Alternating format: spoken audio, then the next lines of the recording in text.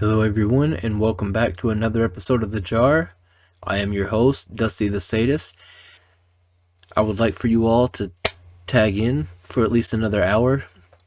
While this episode I discuss some of my favorite tag teams in pro wrestling. These are tag teams that I have admired since my entirety of being a wrestling fan.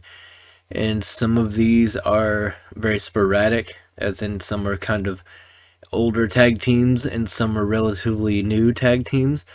But I thought I would take a few moments and discuss, like I said, some of my favorite tag teams and just, put it out there. If you could, or if you feel like it, please leave in the comments some of your favorite tag teams as well.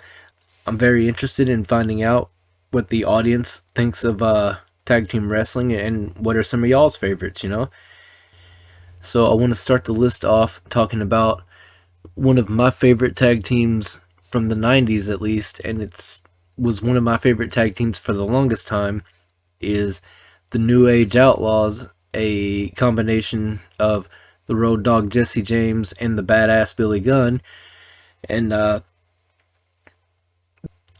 sudden pairing of those two seemed a little maybe unorthodox kind of at the beginning, like their very first little pairing together, but storyline wise it made sense, and judging by the way that they the chemistry that they shared in the ring with one another, it was a very formidable and entertaining tag team for the audience to get behind. And much like the rest of DX, they were beloved all over the world, not just in America, of course.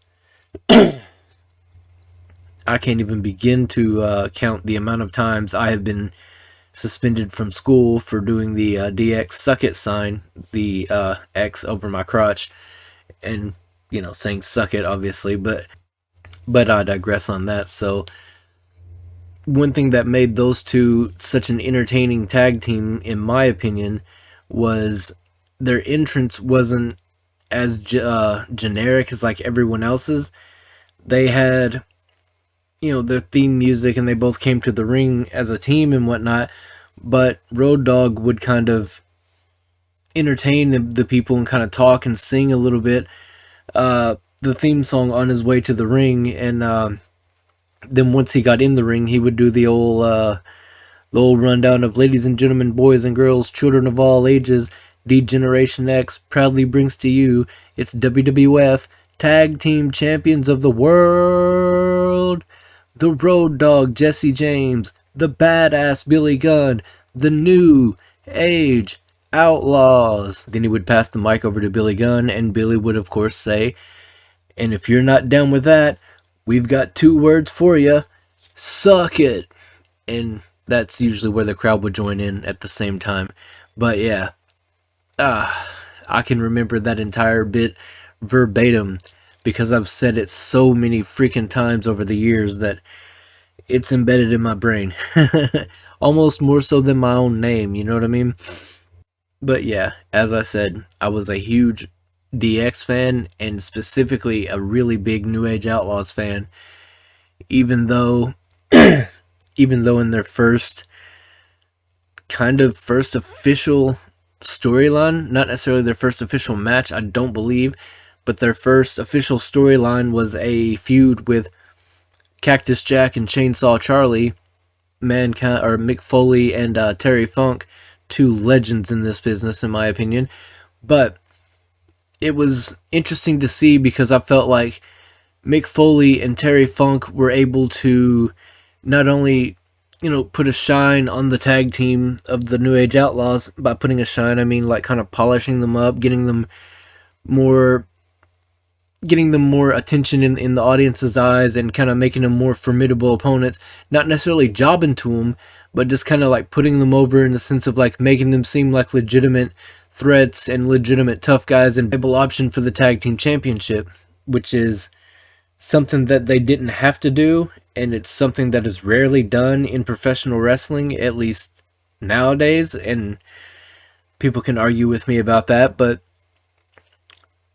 Mick Foley and Terry Funk definitely helped to elevate the New Age Outlaws to that plateau to where they were able to then, after that feud, go on to have many more memorable feuds and memorable moments within the WWF and wrestling in general. I mean, it was unbelievable.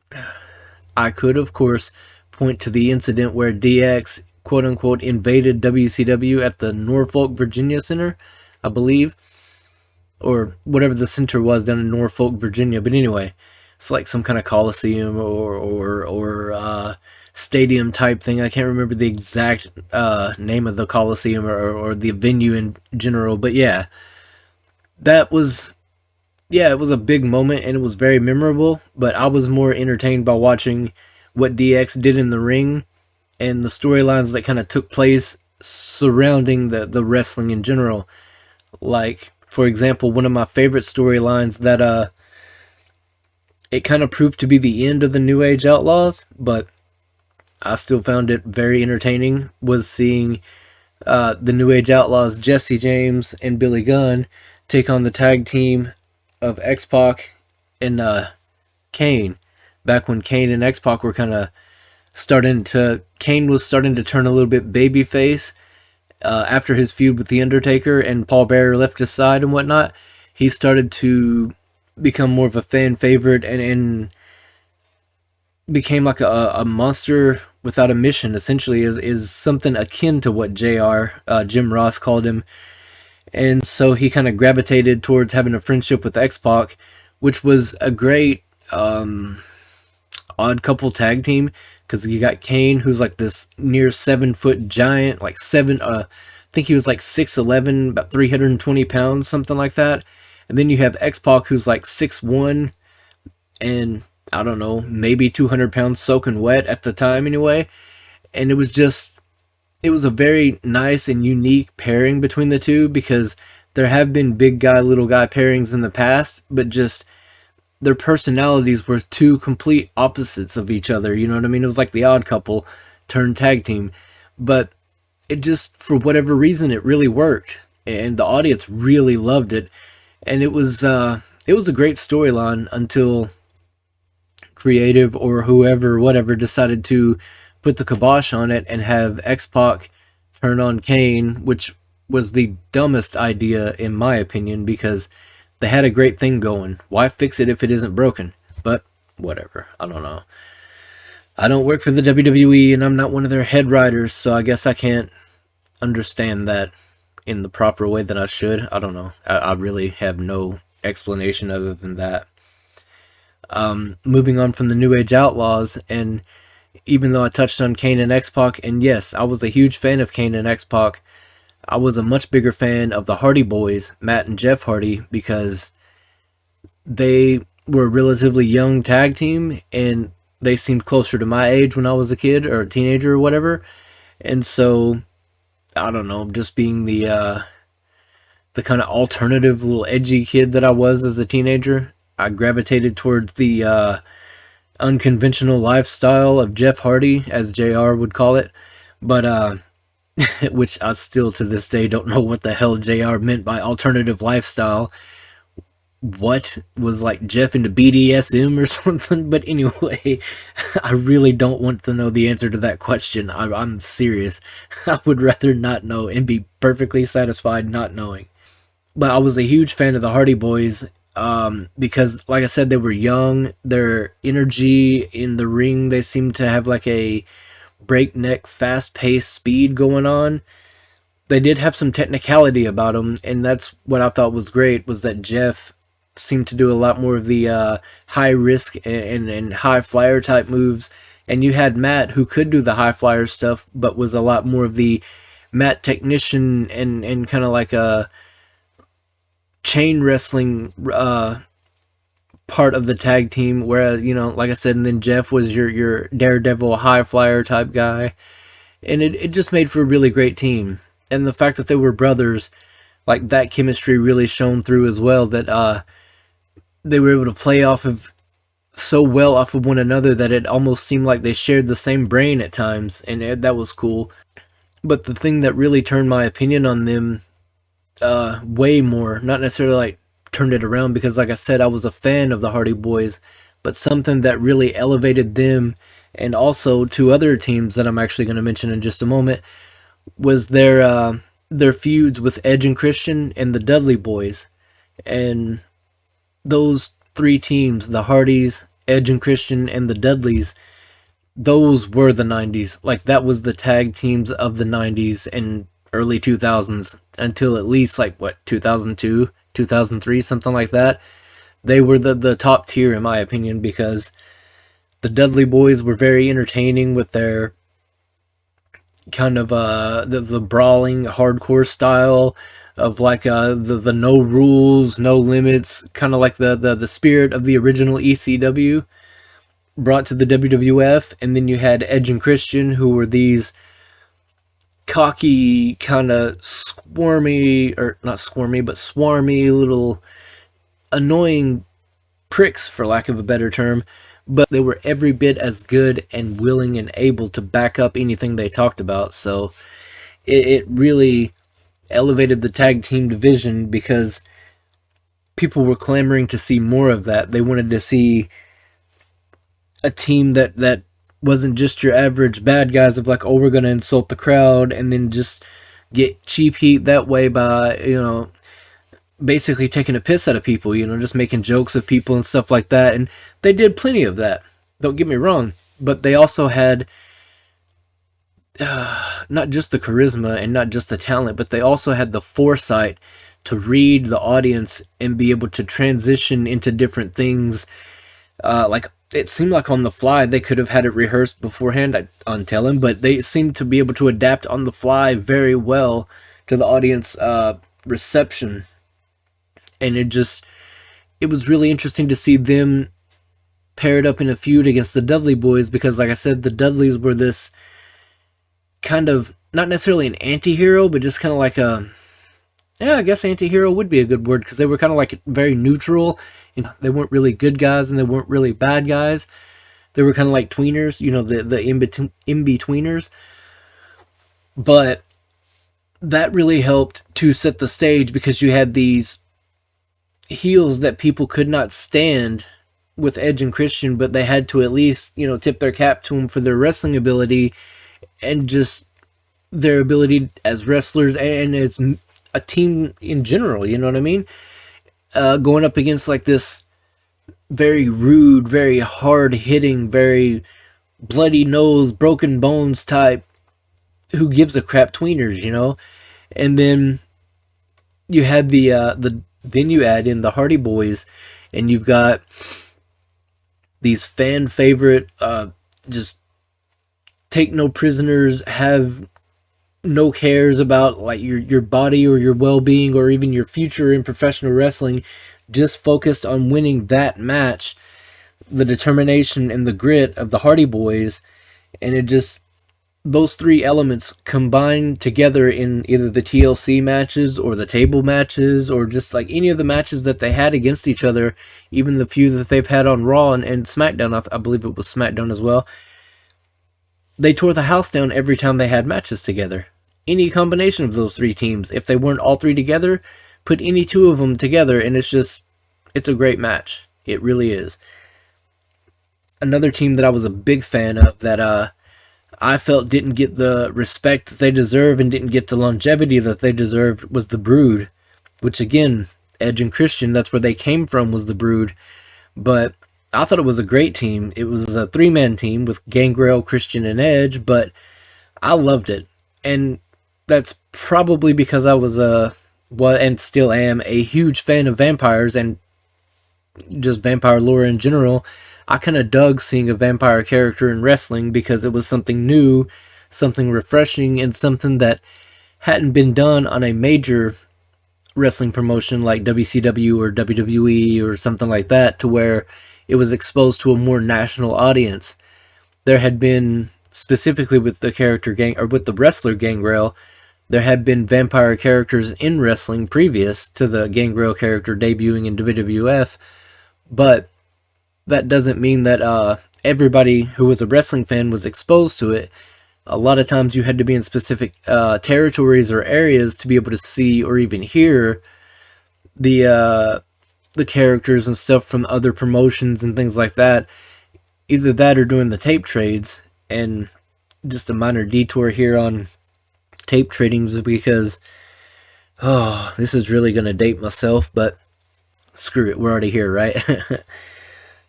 Tape trading, for those, I guess not in the know, I would say out of the loop, but it's been like over 20, I think over 30 years at this point since tapes were actually a thing, like tape trading in general. But back in the day, they had VHS players, and the VHS players would play VHS cassettes, or tapes, as everybody called them. And I'm not trying to talk down to anybody or act condescending, so I apologize if it comes across that way. I'm just a little disappointed in myself because it's like, literally, it's like pulling 40 years out of the, like I said, 30 to 40 years out of the past, and it just, I'm dating myself and really making myself feel old and cranky now. I'm starting to make my arthritis act up. But yeah, cassette tapes, you played them on VHS players, and you could record stuff that you saw on TV, and if you had like the 2 VCRs or whatever, like you could record from one tape to the other and stuff like that. So what would happen is a lot of times people would take, if they had it, the digital camera, or not necessarily a digital, but like a handheld camera, to like a camcorder, to the wrestling events at like quote unquote house shows, is what the WWF and WCW and AEW and stuff call them now. But basically they would take them to wrestling shows that were obviously not televised because they were like local promotions or territory promotions, and they would film the matches, and obviously they'd have a cassette of the matches. And where the tape trading comes in is, let's say you're from Florida and you have a couple of matches that people haven't seen, like you have a match of, I don't know, Scott Levy versus the Iron Sheik or something like that. And since you've moved around a lot in America throughout the different states, you're able to take the tape you made in Florida to, let's say, somewhere in the Midwest, and you're able to convince the person, hey, you've got a match or you've got some matches on a tape that I haven't seen. You've got like Bobo Brazil versus like Abdullah the Butcher, and I've got some, Scott Levy and the Iron Sheik and whatnot. And so, hey, I'll give you my tape, you give me yours, we'll both go and make copies of the tapes, and then we can trade them back, or we'll just keep the trades. And that's usually what happened. In my experience with tape trading, it was always a loaner thing, to where they would loan me their tape and I would loan them mine. We would each make copies and then give the original back to the other person, And that persisted throughout, the entire 90s as far as I know, because I learned about tape trading from like friends of mine and older cousins and stuff like that, who essentially, like I said, they introduced me to it because I'd seen them doing it, and I was curious as a little kid, like, hey, what are you doing, And yeah, it's like, hey, I'm just trading for wrestling.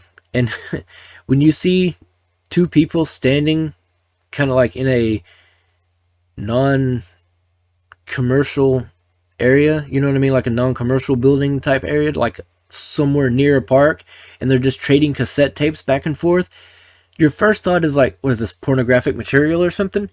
No, it's lamer than that. It's just professional wrestling. So it always struck me as really funny.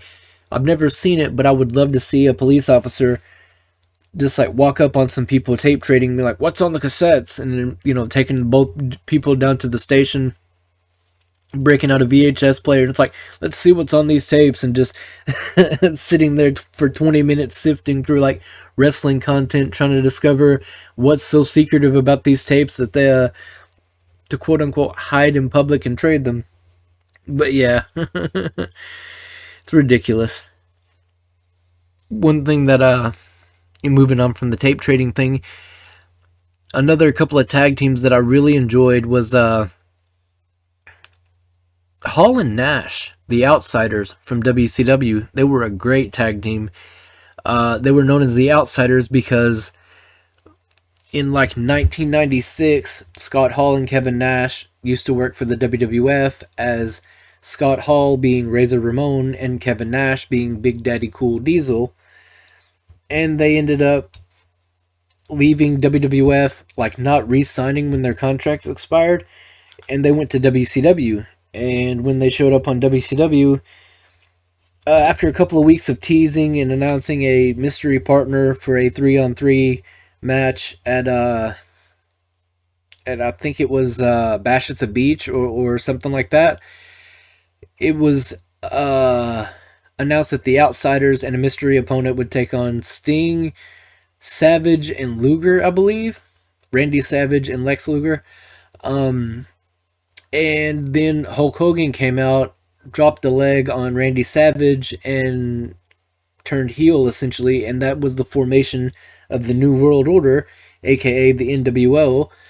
And Scott Hall and Kevin Nash, who had literally just like a couple of weeks prior, maybe a week prior to their debut, at least in Scott Hall's case, had just been on WWF TV, and people were very familiar with who Razor Ramon and Diesel were, so they were considered outsiders from the WWF, being invaders to come in and take over WCW. It was kind of the way the story was played a little bit, at least at first. And so they were recognized as the tag team known as the Outsiders. And that run lasted for a pretty good time, up until the NWO split into the NWO Black and White, or NWO Hollywood, and the NWO Red and Black, or NWO Wolfpack. Once that happened, the Outsiders kind of ceased to be, because Kevin Nash became a founding member of the Wolfpack, and Scott Hall opted to stay with NWO Hollywood. And so, that's pretty much, like I said, the dissolution of that tag team right there. But Scott Hall and Kevin Nash were a very good tag team, because they both had that big man stature. Like Kevin Nash was close to 7 feet, like I said, about 6'10", 6'11", like in the case of Kane. And Scott Hall was, I think at least 6'6", maybe even closer to 6'8", something like that. So they both had this really tall stature about them, but they also had mass to them, and not just like fat or flab or anything like that. These men were pretty well jacked, especially Scott Hall. He was pretty ripped and cut in all the right places for a wrestler, you know what I mean? Like somebody who's athletically gifted, someone who you want to be on your athletic team, that's Scott Hall. He had the body type for it, for sure. And Kevin Nash was no slouch. He had maybe a little bit of a gut, but the dude's arms and legs were pretty beefy, you know what I mean? And he didn't really go without a shirt much. You could kind of see his shoulders and a little bit of his pecs and whatnot, but not necessarily his midsection. You couldn't see the abs and things like that. So you saw just a little bit of not necessarily a pooch, but just like a little bit of kind of a smoothness that wasn't necessarily rippled with like kind of the muscles, you know what I mean? But again, Kevin Nash was no slouch. The man was able to jackknife powerbomb the Giant, aka the Big Show, aka Paul White. But at the same time, there was a mishap with that powerbomb that resulted in the Giant being the victim of a broken neck, which was entirely an accident as far as I think if I remember correctly, I read that years ago, that there was no animosity or no anger. It wasn't like anything that was done out of spite or anyone trying to take liberties with somebody else. It was just, accidents happen, and that's unfortunate. Wrestling is not exempt from accidents. Just ask D'Lo Brown and Draws. Well, you can't ask Draws now, rest in peace.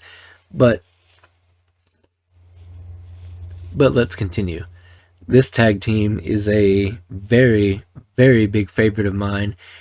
And once I mention this tag team, I think it will become obvious why I'm such a huge fan of theirs, and why I feel like they deserve to be mentioned as one of my favorite tag teams of all time. In my opinion, one of the greatest tag teams of all time, even though their wrestling ability is very, very limited. I'm a huge fan of the tag team known as Insane Clown Posse, and yes, You heard that correctly. Insane Clown Posse, the rap group, were actually professional wrestlers in WCW and in the WWF. And if you want another surprise, the Insane Clown Posse have their own wrestling promotion called Juggalo Championship Wrestling, or JCW, that is currently still putting out events and pay-per-views and special shows like that to this very day.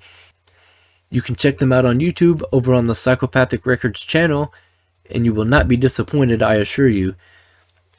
Just know that JCW treats wrestling as it was not necessarily intended to be, but just like they take it back to the old school of the Carney days, as well as all the way to the new school with the technical wrestling and the deathmatch wrestling, and just like a whole wide variety, like a large plethora of different types of wrestling that you will experience at a JCW show. Not even just being there. If you watch it on YouTube, you will see exactly what I'm talking about. It's a sight to behold. And one of my favorite tag teams from JCW, aside from ICP, which I will circle back to in a moment, is a tag team known as The Outbreak, which is two zombies. I mean, come on. How can you not like zombies? I'm a huge vampire and a huge zombie fan. So, seeing a tag team of zombies is pretty interesting to me. It's pretty cool. I don't really want to spoil anything, but I would highly recommend going and checking out at least one JCW show. And it honestly doesn't really matter which one you look at, because I think they're all very unique and very special in their own way. But circling back to the tag team that brought up this whole conversation in general, the Insane Clown Posse, when they first debuted in major professional wrestling, it was in WWF as a duo that joined alongside the Oddities, which was a kind of a group that was consisting of carnival freaks, essentially. You had like the Strong Man, you had like the masked, this isn't necessarily PC, but he was the masked fat guy. I mean, he, you know, how like the morbidly obese man at the carnivals and stuff like that. You had, at least for a short time, you had the psychotic woman of chaos and hysteria herself, my favorite woman of wrestling, Luna Vachon. She was with them for a little bit of time. You also had this giant with Kurgan. Then you had Giant Silva, like I said, he was the strong man. You had Golga, which I mentioned him a minute ago. He was the masked fat man, but he was also portrayed as like having the mentality of a child, because he was very obsessed with things like South Park and would actually carry a Cartman plushie to the almost life size, in the sense of like, well, I wouldn't say life size, but it was at least a couple feet long, like maybe 2 feet long, or feet, I'm sorry, it was at least a foot long, maybe a little over a foot wide, you know, because Cartman's a fat boy, and Golga would just come to the ring waving it over his head and dancing as the Oddities came to the ring. And another fun little fact, since I'm dropping a bunch of knowledge in this episode about the different wrestlers and the gimmicks and stuff that they used, tag team wise and whatnot, the Insane Clown Posse, Violent J and Shaggy 2 Dope, actually performed the theme song to the Oddities, and to a lot of people's surprise, there was no cursing in it. And it's actually a really great song. I would highly recommend listening to it. Check it out on YouTube. It's just the Oddities theme song, which is ODDITIES,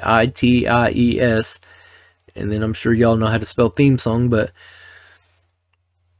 it's a great song. And eventually after ICP left WWE, or WWF at the time, they went to WCW, and shortly around that time they released basically like a reimagining of the Oddities theme song. It was called The Greatest Show, and let's just say they didn't hold back in this version, you know.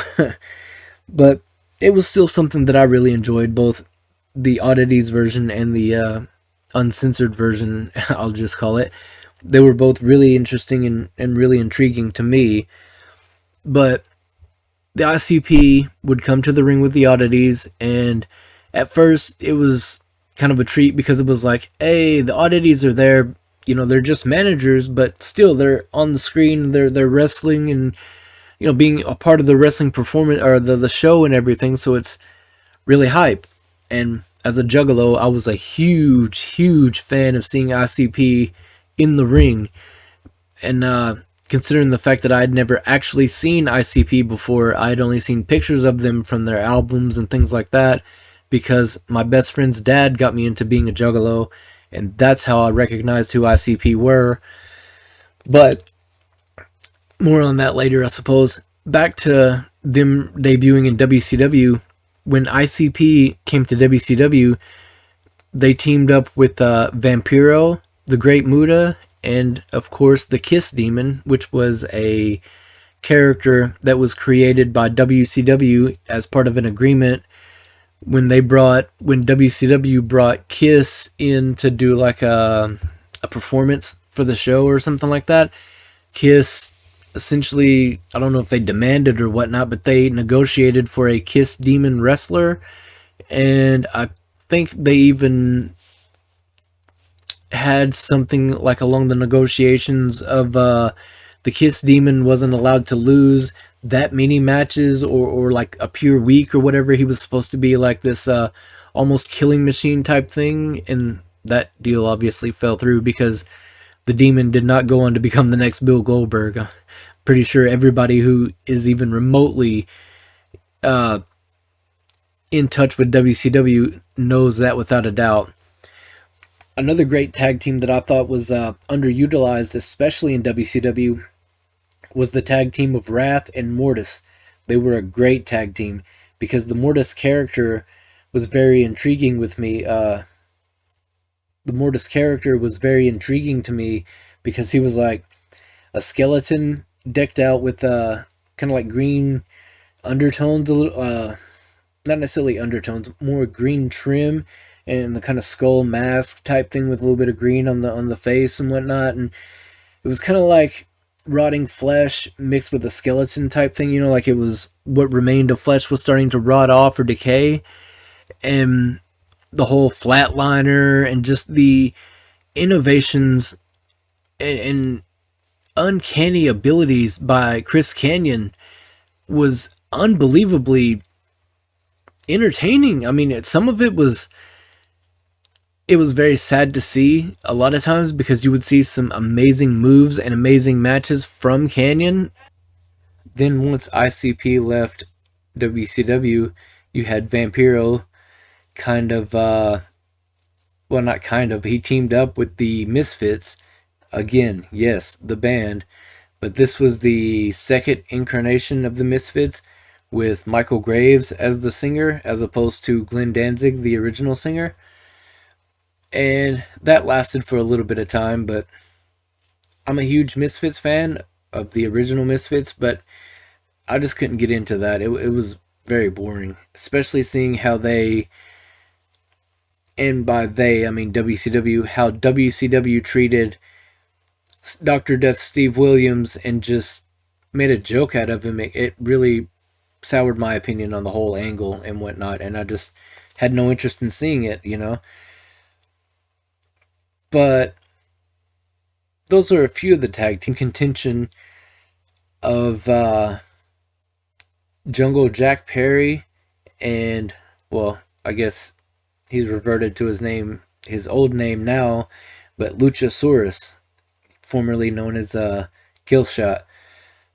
Luchasaurus and Jack Perry combination is really great. It was awesome seeing them on the indie scene when they were together. I think I'm not sure when they went by this team name, but their gimmick name used to be A Boy and His Dinosaur, which I thought was absolutely great because it was Jungle Boy Jack Perry and Luchasaurus, who, for those who don't know, is a 6 foot plus monster looking dude. Like, he's very tall, but he wears a green dinosaur mask with like two horns and whatnot, and he's got kind of long hair that's tinted, well, not tinted, but dyed a little bit green. He's got the goatee and everything. It's really, I know I'm kind of underselling it, but it's definitely worth taking a look at. Jungle Boy and Luchasaurus together are a great team. They've got the whole big man, little man gimmick going good, and they were in AEW as Jurassic Express for a little while until Jack Perry kind of turned heel and started being more of a aligning himself more with the Elite, the Young Bucks rather, to form a more modern version of the Elite. It was Matt Jackson and Nick Jackson of the Young Bucks with Kazuchika Okada and Jack Perry, and they called themselves the Elite, and that kind of petered out after a while, but again, we can circle back to that later. Aside from that, once that team split up, a lot of people were kind of disheartened a little bit, you know, and I can get that. It was kind of sad to see a good tag team in like that, just with no better explanation than just Kill Switch joined up with Christian Cage after Christian turned his back on Jungle Boy, and it was a convoluted mess, but it ended very abruptly and very oddly, to me anyway. And it just, just kind of like sudden, and then immediately pivoted to different storylines with each wrestler, Jack Perry and Kill Switch, as it was known when he joined up with Christian. And when they got back together somewhat recently, like several months ago at this point, Jack Perry, or as he's called now, Jungle Jack Perry, and Luchasaurus, reverting back to his old name, like I said, they've really amped up their movesets, obviously, and just, I don't know, they seem like a much better, well-oiled machine tag team than they were before, and they were really, really good before.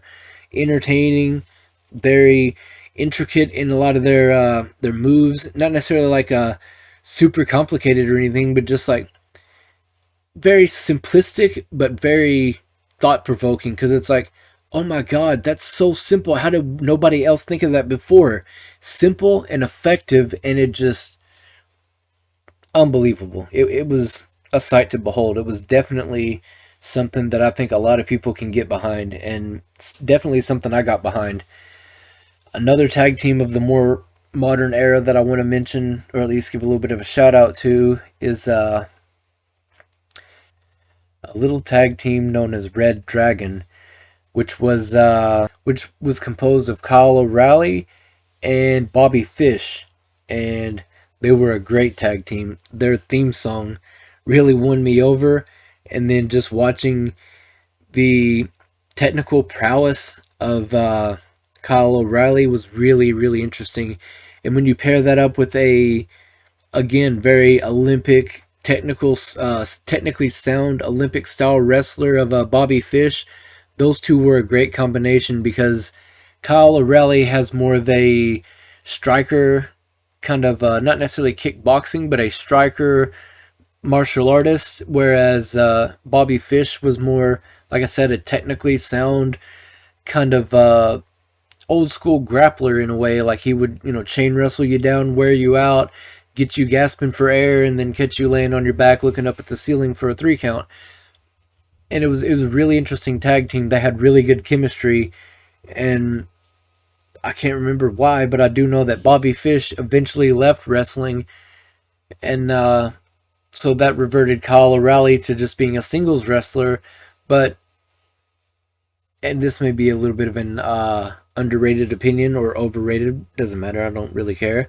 I personally think Kyle O'Reilly deserves a much bigger push as a singles wrestler than just being put in these mishmash tag teams and trios matches and things like that, because I feel like Kyle O'Reilly definitely has enough to stand on his own as a singles wrestler, and can at least carry himself to several championships and becoming a key figure in the wrestling fans' eyes. It just makes total sense to put more faith behind him and kind of let him go and see what he's able to do, you know?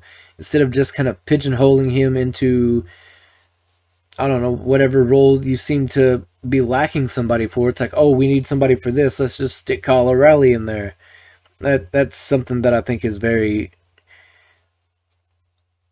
overutilized, is that people just get jammed into these positions, and it really not necessarily weakens the wrestler in general. It just kind of sours the fans' opinions on them. It's like, oh, they're not important enough to be featured in any kind of like friggin' high tension storyline or anything like that. No, they're just deserve to be put in some throwaway B plot. You know what I mean? And it's ridiculous, but unfortunately it happens far too often with a lot of great wrestlers.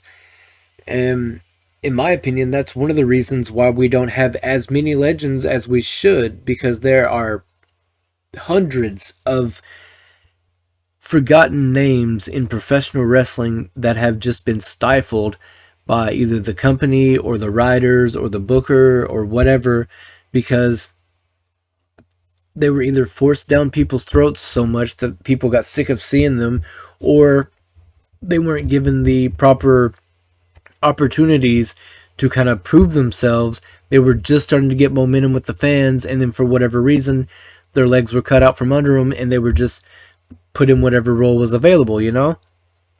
And that's a sad sight to see as a wrestling fan, because it makes you kind of lose faith in a lot of the wrestlers. It's like, okay, is this guy, you know, like Stone Cold Steve Austin, when he was starting his rise, I'm sure a lot of people, myself included, were very hesitant to get behind Austin, because up to that point, The Office in WWE were only really pushing or putting over who they wanted to be in that top role, and they weren't necessarily as willing to listen to the fans as they are, or as they became in the mid to late 90s. Well, mid to late 90s. I was right in the first place. But anyway, a lot of that kind of stemmed from WWF seeing that the fans don't want to see this, they want to see this, and they being WWF, had to pivot on the fly and change to kind of meet the demand of the audience, and kind of help grow their audience to the point where WWF became the only game in town, and then became WWE. But yeah, I'm sure y'all already remember my opinions on that from the first episode, so I don't think I need to rehash that. Another couple of modern day teams that I'm really digging is the team of the Young Bucks, Matt and Nick Jackson. They were a great team to watch in their heyday, and it's good to see that if you watch them now, they haven't really seemed to lose any steps. You know, they're not like any slower or change of technique or just in-ring abilities. They seem to have stuck with what brought them to the dance, and it's pretty interesting because a lot of their moves and a lot of their personas are very larger than life, very risk takers, a la Jeff Hardy and things like that, because they both lack the gargantuan size and mass of people like Abdullah or even King Kong Bundy, or like I was mentioning earlier with Kevin Nash and Scott Hall and things like that. They're not as tall or as muscularly built like that, but they're still very good in their own right and quicker than a hiccup, as JR would say. They're definitely a tag team that people should be aware of, because they've had a very long and illustrious career. I think at least 20 years now, maybe a little more. And they've definitely proved themselves as a formidable tag team. Definitely got the audience behind them. You know, the fans were huge, giving them huge pops and reception whenever they would come out when they were faces. And even when they were heels, they got negative reactions just as loud as the positive ones for when they were faces. So they obviously know what they're doing to a degree. Otherwise, the fans would just turn their back and be like, forget this. I'm not interested in it. I don't want to see this crap. So, you know, moving on from them, kind of have to give a nod to FTR, another team who is so not necessarily underutilized, they're just underrated. A lot of people don't give them their flowers, and it's a travesty because, like them or not, face, heel, whatever, they're a good tag team. They know how to wrestle, they know how to work. They've worked all over the world. They've worked in countless promotions. They've held numerous titles. They've proven themselves, and time and time and time and time again.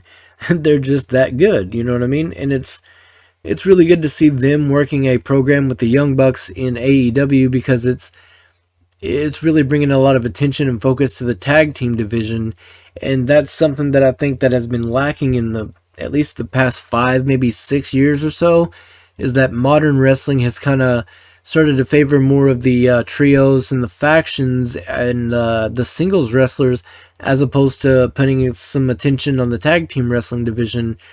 And I understand your attention can't be everywhere, but you definitely shouldn't overlook one part of your of your performance, your presentation, just so you can build everything else up. You should try to give everything equal amount of opportunity and attention and time and stuff like that to kind of better the product that you're putting out, because there are a lot of wrestling fans who are tag team wrestling fans, and to see the tag team division become the state that it's getting to now, it's going to really start to turn people off and get them bored to the point where they're not willing to tune in and listen to you anymore. And honestly, that's something that I think a lot of the wrestling promotions and the higher ups in wrestling promotions need to take stock of and pay attention to. But again, this is just an opinion of an old head wrestling fan at this point.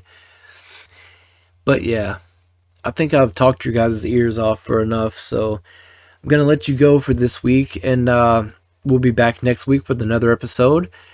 But until then, I would like for everybody to just enjoy themselves, try to take it a little easy, don't get as stressed out, because stress is not good for your mental or physical health. Regardless what anybody else says, there's scientific and medical proof to back this up. Please try to enjoy yourselves. Like I said, like, subscribe, comment, anything, everything you can. Give the podcast, kind of word of mouth. Give it a little bit of a word of mouth treatment. Kind of spread it to anybody and everybody you can. Put the word out. Let people know that I'm uploading videos at least every Sunday. There's going to be an episode. And until then, I'm going to go and get some stuff done myself. So I will talk to you all next time, and have a great day.